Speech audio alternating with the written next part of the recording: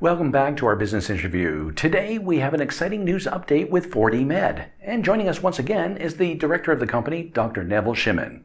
Welcome back to the show. Hi Andy, it's great to be back talking to you about 4DMed. It's good to have you back. Can you fill us in with the latest updates at 4DMed? Oh, really pleased to, Andy.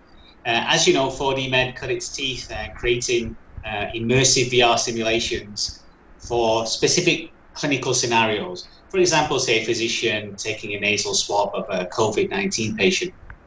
So what we wanted to do was create a dynamic platform that we could populate with increasing levels of information in the form of simulated equipment. It could be, say, an ECG machine or surgical suite.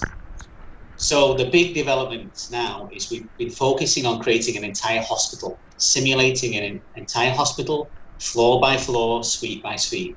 It's a very big task, and we just began that.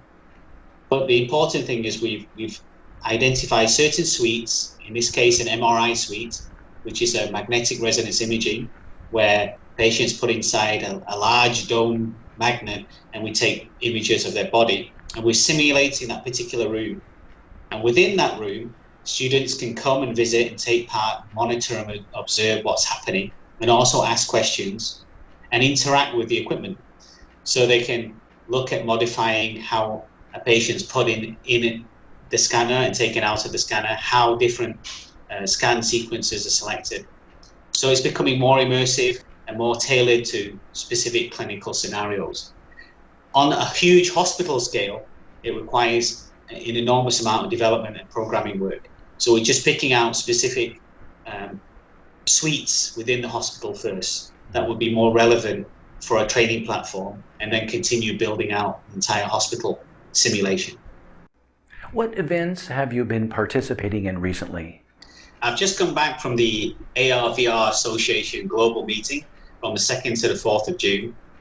And there was some great presentations by Unity, which is our API platform provider, discussing developments in the field and how they're going to allow themselves, their software, to be more compatible with other SDK developers, which is very interesting. And also there was presentation by hardware manufacturers explaining how the price of VR, AR hardware is going to be dropping and more accessible and available for everybody, which is great to hear, because that really will make a big impact, not just on the gaming community, but also on the commercial community for the adoption of this technology. NVIDIA explained also that their latest GPUs and hardware is available, and is going to also drive the implementation of this GPU intensive or computer intensive type of simulations.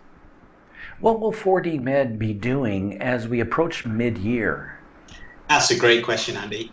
We'll be continuing our development to scale out our platform to include more content in the simulation of the hospital.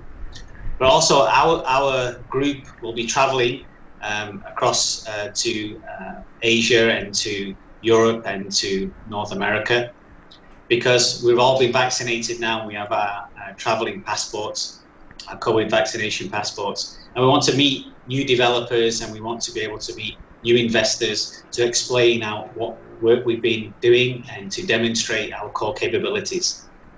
It sounds like another exciting update, and I'd like to thank you for joining us once again. Thanks again, Andy, and I look forward to talking to you in the future. Well, I have more interesting things to discuss. And that's our news update. Thanks for joining us. I'm Andy Zajac. See you next time.